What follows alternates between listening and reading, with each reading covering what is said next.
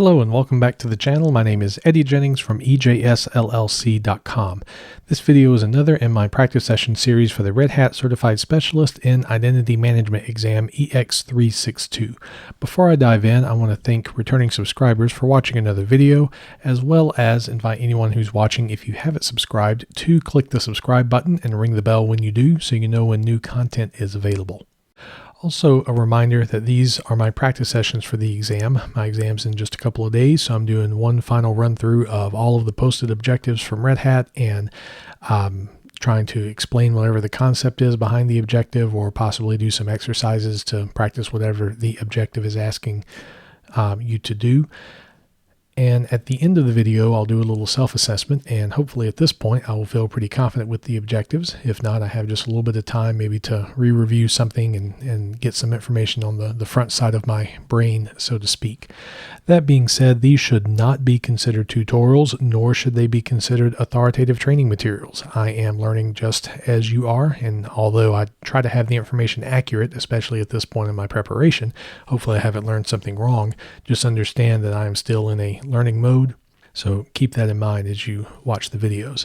I put these videos out there not as training materials, because obviously I'm still learning myself, but as a way of just showing this is some of the stuff that I'm doing to prepare, and that might give you ideas of things that you can do for preparation as well. So continuing with the create and configure IdM users and user policies set of objectives, we're going to look at use Ansible Tower to configure and manage IdM users. This kind of makes me laugh because as of right now, RHEL 9 and I think Ansible Automation Platform 2.4 is current. There is no Ansible Tower. Now, of course, Ansible Tower still exists. There's still environments for it out there. But if you were to, today say, hey, I want to get Red Hat's Ansible solution, Ansible Tower is not a thing that you're going to get. You will be using Ansible Automation Platform, which is what I'm going to use for this objective. I kind of think it's a bit funny that Ansible Tower is still listed in the objectives, even though that would not be considered a current technology in the RHEL 9 era. And these, I think if I go to overview here, it says that this is based off of RHEL 9. So anyway, so I went ahead and installed Ansible Automation Platform because I highly doubt on the exam we're going to have to install Ansible Automation Platform. We're probably not going to have to configure a repository for stuff. There'll probably be things that are already there. Now, I may be wrong. We may have to, install Ansible Automation Platform and do all this stuff. I doubt it because there's no, objective that says install Ansible Automation Platform, all that kind of thing. But if we had to, I could probably do it since I've been through the Ansible trainings. So let's go IdM AP. IdMEJSLab.com. I don't think I have set anything up prior to this. Sometimes I'll do that before I record a practice session, just because, I don't think if you're watching these videos to see what I'm doing to practice, I don't think you're going to get much value out of the installation of, Ansible Automation Platform. It looks like I do have an inventory and a project made. So that's good. Let's see, inventories. Oh no, this is just it's just the demo stuff. Okay, well, in that case, we'll go ahead and do all of the things that need to be done. One other note, going back to the objective, I'm interpreting this as basically making users using the playbooks, because the next objective is about using IdM as the authentication source, so that'll be a separate endeavor. All right, so let's see. First, I need to... I guess I want to make a project because I want these credentials to be, no, I don't need that yet. All right, so first I'm going to make some credentials. So we're going to add, I'm going to call it SSH key, or I'll just call it SSH. This is going to be a machine credential, and it's going to just belong to the default organization. And the username is going to be Eddie. And I need a private key. So this is the private key I'm using for all my little stuff in the lab. Obviously in production, you wouldn't, want to share your private key on a YouTube video, but for this lab, this will work. And privilege escalation is going to be sudo. The username I'm going to become is root. All right, and I also need to make a credential for GitLab. This is source control. Organization is default. And I'm using the same private key. Okay. So that should be what I need credential-wise. All right, so now I'm going to make me a project, and we're going to call this project EX362 Practice. Organization default. The source control, I'm going to be using Git for that. And let me log in to my little GitLab server that I've stood up. And will probably still have me logged in from when I was checking out some stuff. You know, let me, it's already at 120. There we go. That way it's probably a little more readable for you. All right, so let me get the URL for my repo, and we're going to be using SSH for that. And the source control credential we're going to use is the GitLab credential. And I'm going to do update revision on launch, even though there really shouldn't be much going on. And I'm just going to be using the main branch for that. All right, so this should, famous last words in IT, work. My little GitLab server is probably woefully underpowered for doing this. I think I gave it 4 gigs of RAM. But this isn't a production environment, and we're just doing this for the practice. No, it failed. Okay, so let's see what's going wrong. Now, I highly doubt on the exam I will need to troubleshoot my GitLab server, but for my environment, apparently I'm going to need to. So let's look at what's listening. Yeah, so all that stuff is listening that we want. Let's see, take a look at firewall configuration. All right, that looks good. See if it will tell us why it failed. Yeah, I have not made my I haven't made AP a member of the realm. So let me SSH lab IdM AP I NMCLI con mod. I need to change the DNS server for this to be my IdM server. And I'm going to need to make me, this I could potentially see needing to do is make a DNS record. So, I'm sure there'll be an objective where I have to make a DNS record, and I could see the objective be make the DNS record for the GitLab server or GitHub or whatever source control server they're using. So that way for the objective Ansible Tower, or for me, Ansible Automation Platform, can get to it. So let's go ahead and SSH into the lab IdM server. This will give me a chance to practice making another DNS record. So monkey123 with the capital M to make it secure. And I want to do IPA DNS record. Add. The zone is going to be IdM ejslab.com. Name of the record is going to be lab IdM GitLab. And a rec is going to be 10, I think it's 26. That's what I have that server as. 5026. I think I can do a create PTR as well. Or PRT, TR. Nope. Let's do -- help real quick. Oh, create reverse. Okay, that was it. A create reverse. Okay, so that should work better. Let's see if I can dig that. Lab IdM GitLab IdM ejslab.com. Okay, this should work better now. So let's go back to the project and let's try syncing that project again. Yay, and it was successful. Okay, now I need to make me an inventory, and we're just going to call this, just going to do a regular inventory, EX362 INV, and we'll save that. And the source is going to be this project. So EX362 INV source. And we are using project.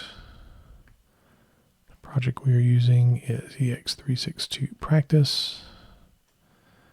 The inventory file, it should just detect that inventory.ini. We're not going to be making any changes, but we'll go ahead and do update on launch. Save that, sync the inventory. Let's go back to the inventory, look at hosts, and we should see. All right, so at least the IdM server is there, and that's what I want. We're not quite ready to make the job template yet because we need to make our playbook. So let me go back to my workstation, and we are going to clone down the repository. So git clone.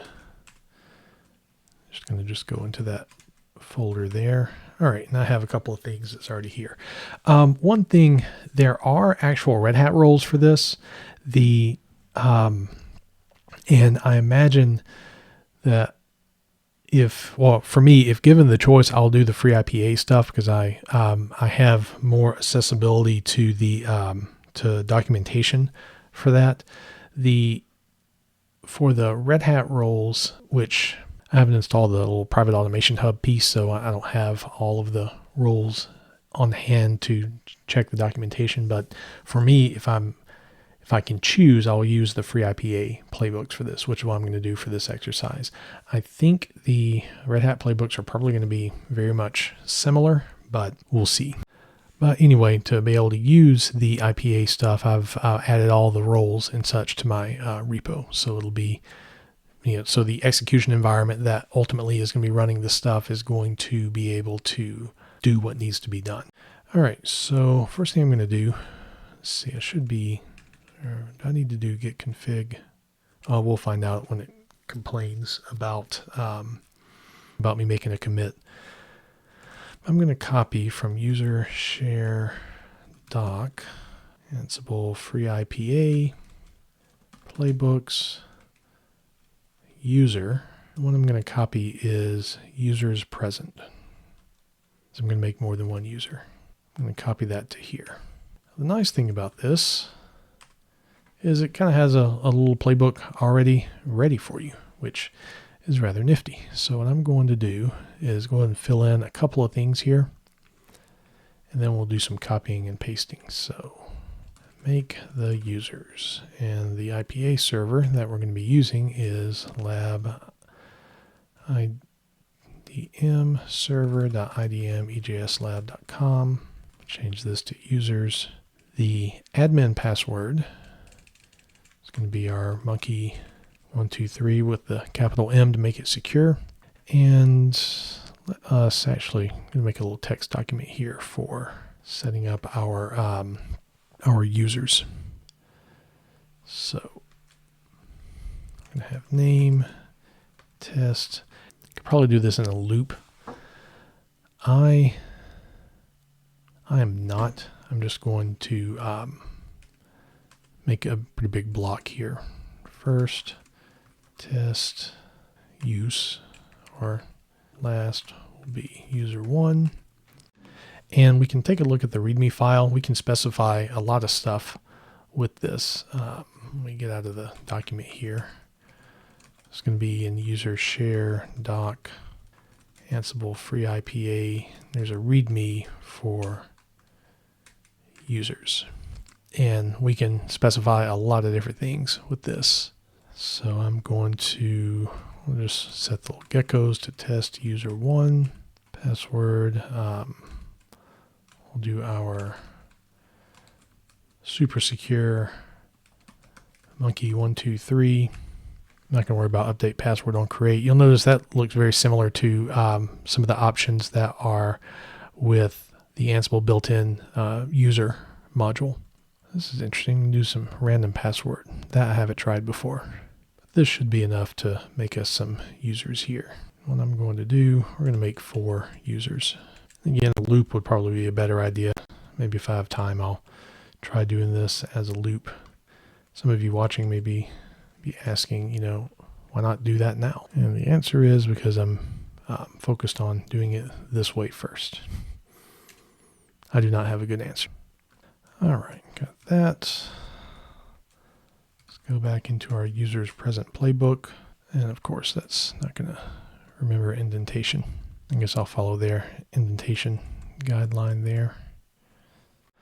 All right, so I skipped ahead, sparing you the watching of getting stuff indented correctly. I don't think I need to do state present. I think that is by default, but let's double check here. Actually, none of these are showing state present. I am curious though. I'm going to look at users absent. Let's see what it does. Oh, it's just state absent at the end versus state I see. Okay. All right. So probably state present is just by default. I do like specifying state present.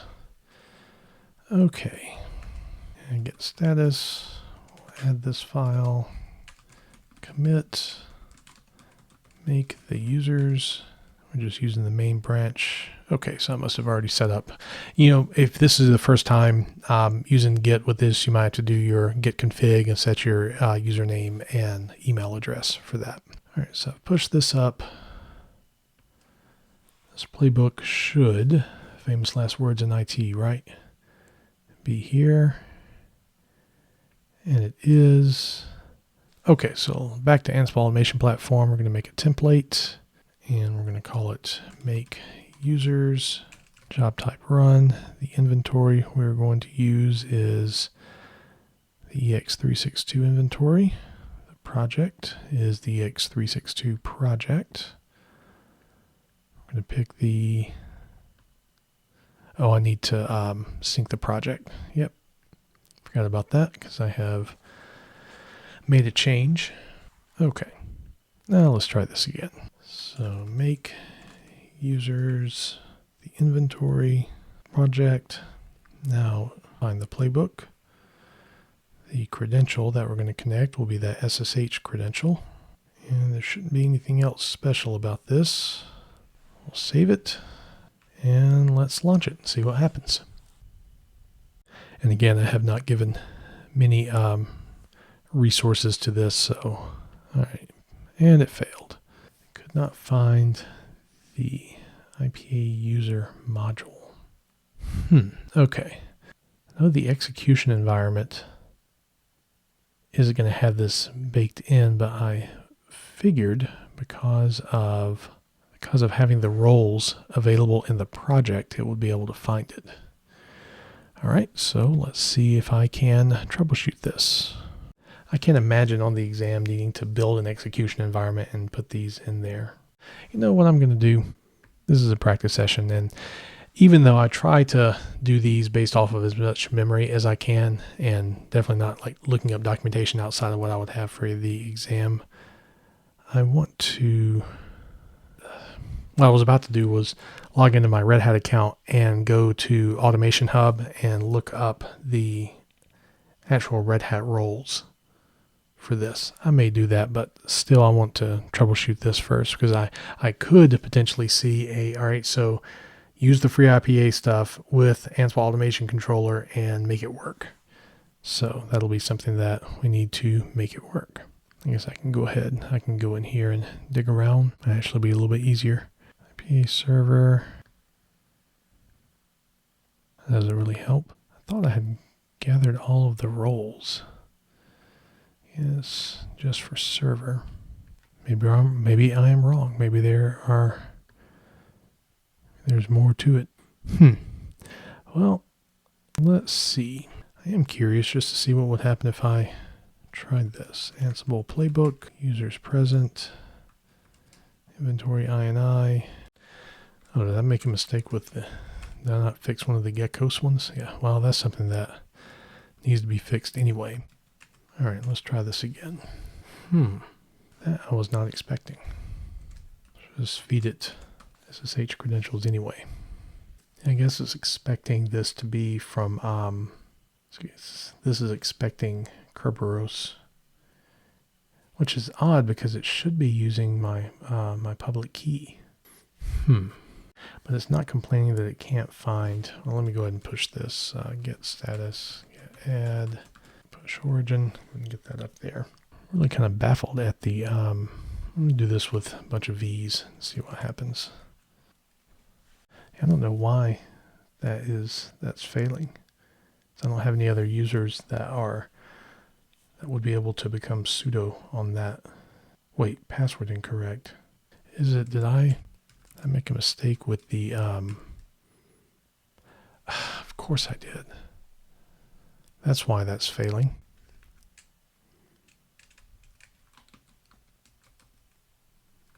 Okay, well, let's fix that too. And commit, fix the typo. That's one of the things for the exam too. I mean, sometimes it might take a minute for you to realize, an error.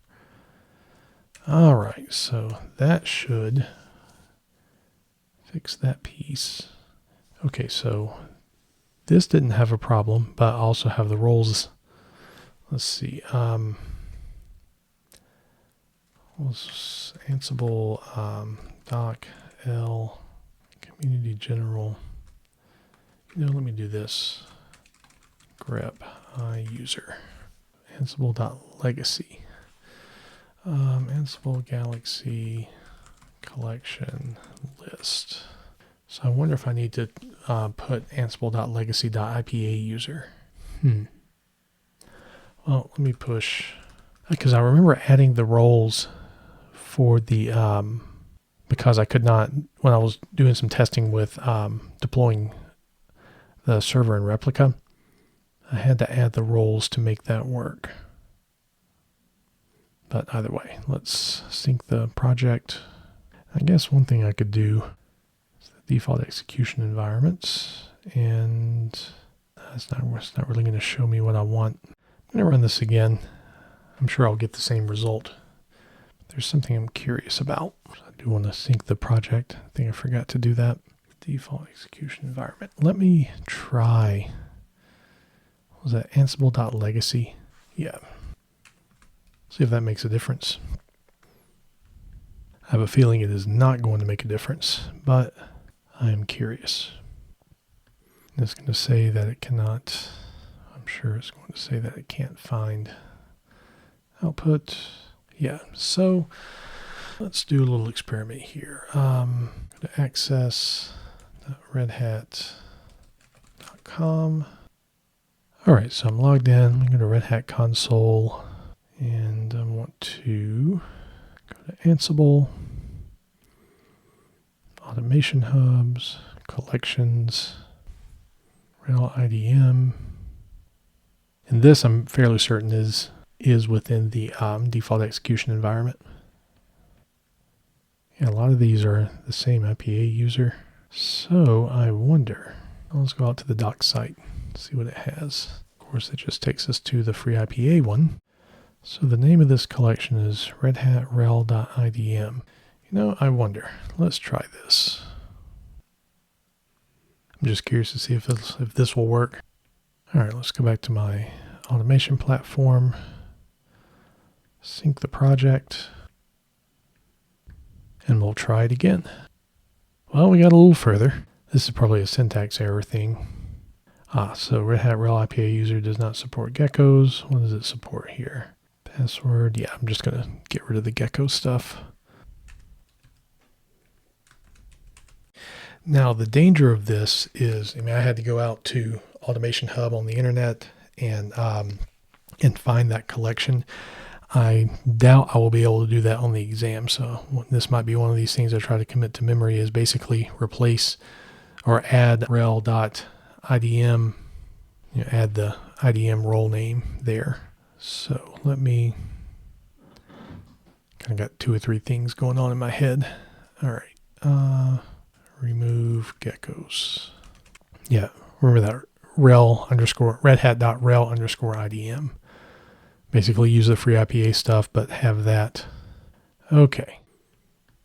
Let's run it again. This is also an important thing for the exam, and I've faced this for a few of my Red Hat exams, is it can be easy to start kind of feeling the sense of hopelessness if you just can't get something to work, but you have to keep pushing and keep trying stuff, because you have all the time that you have with the exam and make the most of it. Sometimes it might help to go to something else and then come back to this, but obviously singularly focused, successful, dare I say. All right, so let's go to our IdM server. We have 4 users. That looks good. And now let's see if I can SSH as we'll use test user 4 lab. Oh yeah, lab IdM client 1. It's probably going to make me have to change it. Oh no, it didn't. Yeah, and this, so from a previous practice session I had set up AutoFS, so that's why there's no home directory on the NFS server for this user, but that worked. That's curious, making the user with Ansible, I did not have to, I know I could set password expiration in that, but that's kind of curious. But anyway, so although it was a challenge and I did have to use an external resource, which I don't like, but redhat.rel_idm I think is probably going to be ingrained in my head forever. But I believe I've made it through Ansible Tower to configure and manage IdM users. So hopefully you found this video useful, or maybe entertaining in a come watch Eddie struggle kind of way. If you did enjoy it, make sure you do click like. I want to thank returning subscribers again for watching another video, and invite anyone who's watching who has not subscribed to click that subscribe button. Thanks for taking the time to watch, and I will see you the next time.